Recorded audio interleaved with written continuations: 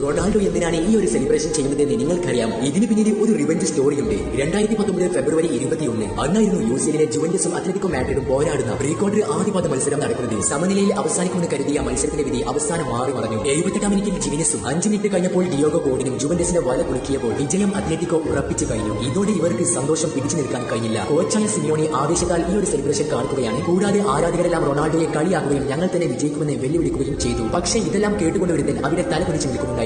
അയാൾ ആ തോൽവിയിൽ വിഷമിച്ചിരിക്കുകയായിരുന്നില്ല. അയാളുടെ ഉള്ളിൽ വിജയമെന്ന ഉറപ്പ് പ്രത്യക്ഷപ്പെട്ടു. അങ്ങനെ ജുവന്റസിന്റെ തട്ടകത്തിൽ നിന്ന് രണ്ടാം പാദ മത്സരത്തിനായി ജുവന്റസ് ആരാധകരെല്ലാം ഒരുങ്ങി നിന്നു. മത്സരത്തിന്റെ തുടക്കത്തിൽ തന്നെ ജുവന്റസിലെ അറ്റാക്കുകളായിരുന്നു. ഒടുവിൽ ഉയർന്നു വന്ന പന്തിനെ ചാടിക്കൊണ്ട് അതേ ഉയരത്തിൽ ഹെഡ് ചെയ്ത് റൊണാൾഡോയുടെ ആദ്യ ഗോൾ അടിക്കുകയാണ്. വീണ്ടും ഹെഡിലൂടെ റൊണാൾഡോ രണ്ടാം ഗോൾ കണ്ടെത്തുകയാണ്. വീണ്ടും കുറച്ച് സമയം പിന്നിടുമ്പോൾ ഇതാ റൊണാൾഡോയ്ക്ക് ഒരു പെനാൽറ്റി കിട്ടുകയാണ്. തന്റെ വലൻ കാൽ കൊണ്ട് പന്തിനെ അടിച്ചകറ്റി ആ വല കുലുക്കി. അങ്ങനെ റൊണാൾഡോയുടെ ഹാട്രിക്കിലൂടെ ജുവന്റസ് വിജയിക്കുകയാണ്. എല്ലാം കഴിഞ്ഞതിന് ശേഷം അയാൾ ആ സെലിബ്രേഷൻ കാണിച്ചു. ആദ്യം സിമിയോണി എന്ത് കാണിച്ചു അത് തന്നെ മറുപടിയായി കാണിച്ചു. The revenge is coming and his name is Cristiano Ronaldo.